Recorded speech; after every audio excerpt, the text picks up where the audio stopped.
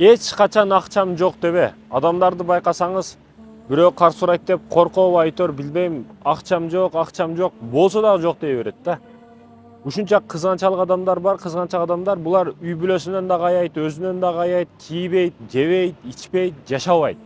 Же бирөөгө урдатып жиберет, же алдырып коет, акыр бир нерсе болуп жок болуп кетет да баягы акчасы. Кантип жоголгонун өзү да түшүнбөй калат.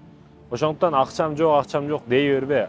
Акчам жок дегениң сайын биринчиден бул калп болуп эсептелет. Экинчиден жок дегениң сайын берекеси кетет. Андан кийин бар нерсе Кудай Таала жоготуп коет. Ошон үчүн акчам жок дей бербе. Бирөө кар сурап атабы, мен сага бербейм деп эле ачыгын айт. Себеби сен 10 миң берген, кайтарып берген эмессиң деп бетине эле айта бер, уялба. Сенден кайтпайт бергенден кийин деп эле ачыгын айтыш керек. Мисалы бирөө 10 миң алып кетти, кайра бербей койду, сүйүнүшүңүз керек. 10 миң сомго эле алдады сизди. Ишеничиңизге кирип 100 миң сурап, 100 миң алдаганда не болот эле? Ошон үчүн азыраак суммада алдаганда, Кудайга шүгүр, мен Кудай Таалам ушул 10 миңге эле алдаттырып, ким экендигин көрсөтүп койгонуң үчүн шүгүр, рахмат деп шүгүр кетиришиң керек.